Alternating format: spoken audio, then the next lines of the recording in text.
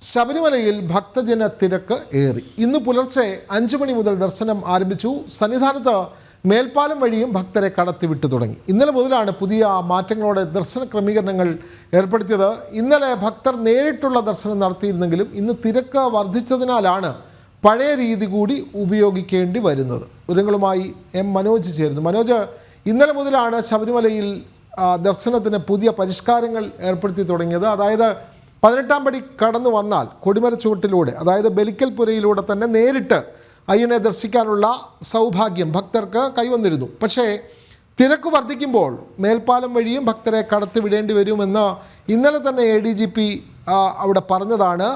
ശ്രീജിത്ത് പറഞ്ഞത് നമ്മൾ ആ വാർത്ത നൽകിയതുമാണ്. ഇപ്പോൾ അതുമായി ബന്ധപ്പെട്ട് തിരക്ക് വർദ്ധിച്ചതോടുകൂടി മേൽപ്പാലം വഴിയും ഈ പുതിയ കൊടിമര ചുവട്ടിലൂടെയും 2 വഴിയിലൂടെയും ഇപ്പോൾ അയ്യപ്പ ഭക്തരെ കടത്തിവിടുന്നുണ്ടോ മനോജ്?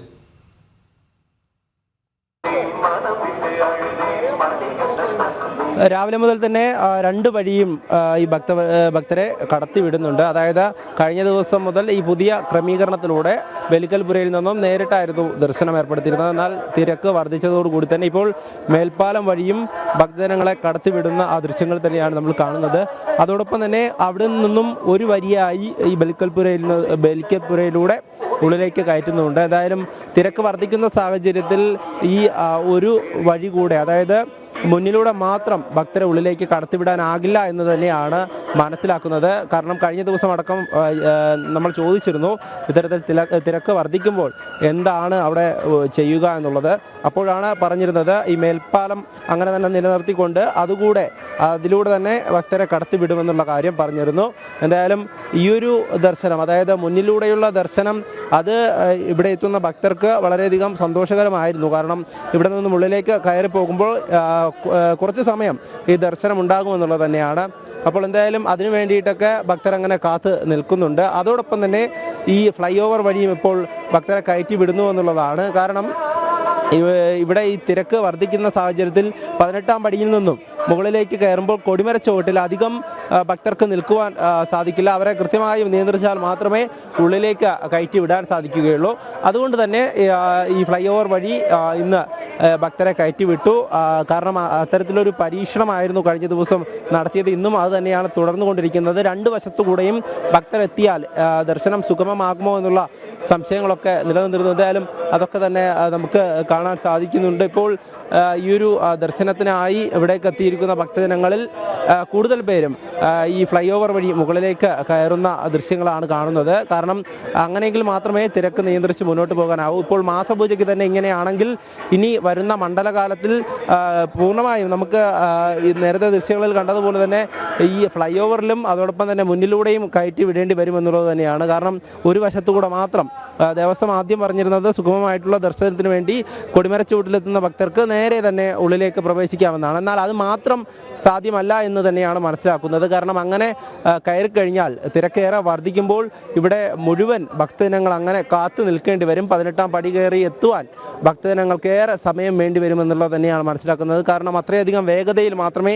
ഈ കാര്യങ്ങൾ മുന്നോട്ട് പോവുകയുള്ളൂ. പക്ഷേ ഒരുപാട് ഭക്തജനങ്ങൾ ഒന്നിച്ച് വന്നു കഴിഞ്ഞാൽ അത് മാനേജ് ചെയ്യാൻ വേണ്ടിയിട്ടുള്ള ഒരു സംവിധാനമല്ല മുന്നിലൂടെ ഉള്ളത് എന്ന് തന്നെ നമുക്ക് മനസ്സിലാക്കാം.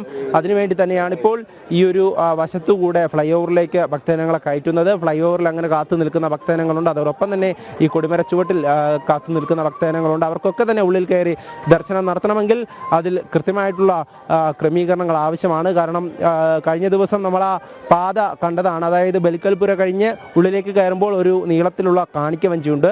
ആ കാണിക്കവഞ്ചിക്ക് ഇരുവശവും ആ പ്ലാറ്റ്ഫോമുകളുണ്ട്. ആ പ്ലാറ്റ്ഫോം വഴി 1-2 പേർക്ക് മാത്രമാണ് ഈ മുന്നിലോട്ട് സഞ്ചരിക്കാൻ സാധിക്കുക. അപ്പോൾ ആ സഞ്ചരിക്കുന്ന സമയത്ത് എന്തെങ്കിലും ഒരു വേഗതക്കുറവ് അവിടെ ഉണ്ടാവുകയാണെങ്കിൽ പുറകിൽ നിൽക്കുന്നവർ അങ്ങനെ കാത്തു നിൽക്കേണ്ടി വരും.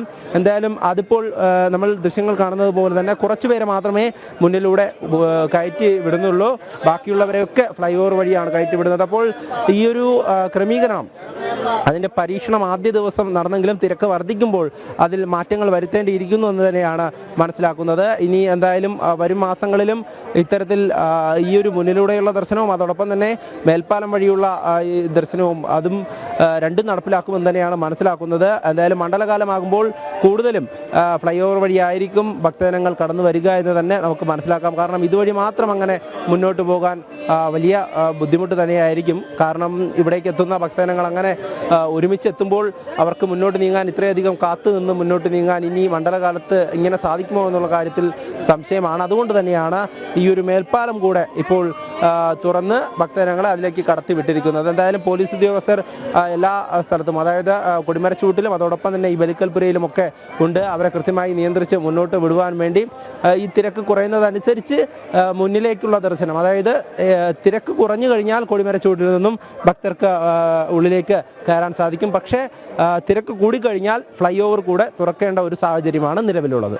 മനോജ്, അതേപോലെ തന്നെ ഇവിടെ ഇപ്പോൾ മനോജ് സൂചിപ്പിച്ച പോലെ തന്നെ കൊടിമരച്ചൂട്ടിലൂടെ നേരിട്ട് പ്രവേശിക്കുന്നു. അത് തിരക്ക് കൂടിയത് കൊണ്ട് ഫ്ലൈ ഓവർ വഴിയും അയ്യപ്പന്മാരെ കടത്തിവിടുന്നു. അങ്ങനെ വരുമ്പോൾ സോപാനത്തിൽ രണ്ട് വഴിയിലൂടെ അയ്യപ്പ ഭക്തർ എത്തുന്നു. സോപാനത്തിന് മുമ്പിൽ അവിടെ ഒരു പ്രശ്നം അനുഭവപ്പെടുന്നുണ്ടോ? കാരണം ഫ്ലൈ ഓവർ വഴി നേരത്തെ പോയിരുന്ന അതേ വഴിയിലൂടെ ഭക്തർ അങ്ങോട്ടേക്ക് എത്തുന്നു.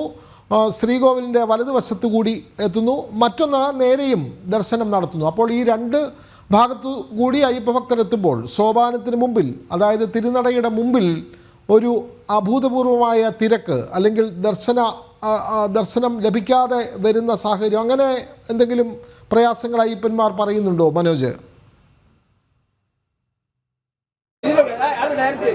മുന്നിൽ നിന്ന് കയറി വരുമ്പോൾ പ്ലാറ്റ്ഫോം തയ്യാറാക്കിയിട്ടുണ്ട്. അപ്പോൾ ആ പ്ലാറ്റ്ഫോം ഉയരമുള്ളത് കൊണ്ട് തന്നെ ഇവിടെ നിന്നും കയറുന്ന ഭക്തജനങ്ങൾക്ക് ദർശനം നടത്തി മുന്നോട്ട് നീങ്ങാം. അതേസമയം തന്നെയാണ് ഈ ഫ്ലൈ ഓവർ വഴി എത്തുന്ന ഭക്തജനങ്ങൾ സോപാനം വഴി മുന്നോട്ട് നീങ്ങുന്നതും.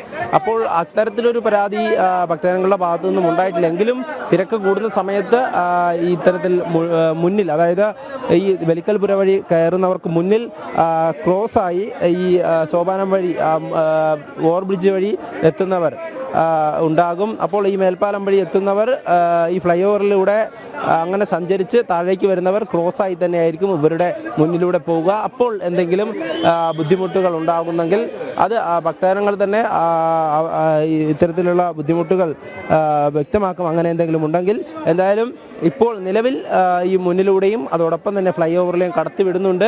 അത് ദർശനം സുഗമമാക്കുവാനുള്ള ഒരു ക്രമീകരണമാണ് ഏർപ്പെടുത്തിയതെന്നാണ് ദേവസ്വം അധികൃതരൊക്കെ പറഞ്ഞിരിക്കുന്നത്. എങ്കിലും തിരക്ക് കൂടുമ്പോൾ അതിനനുസരിച്ചുള്ള ക്രമീകരണത്തിൽ കൃത്യമായി പുതിയ ദർശന സൗകര്യം കൂടാതെ നിലവിൽ നേരത്തെ ഉണ്ടായിരുന്ന ആ മേൽപ്പാലം വഴിയുള്ള ദർശനവും ഇപ്പോൾ നടത്തുകയാണ്. അയ്യപ്പ ഭക്തരുടെ എണ്ണം വർദ്ധിച്ചതിനാലാണ് രണ്ട് വഴിയിലൂടെയും ദർശനത്തിന് ഭക്തരെ കടത്തിവിടുന്നത്. വിവരങ്ങൾ നൽകുകയായിരുന്നു സന്നിധാനത്ത് നിന്നും മനോജ്.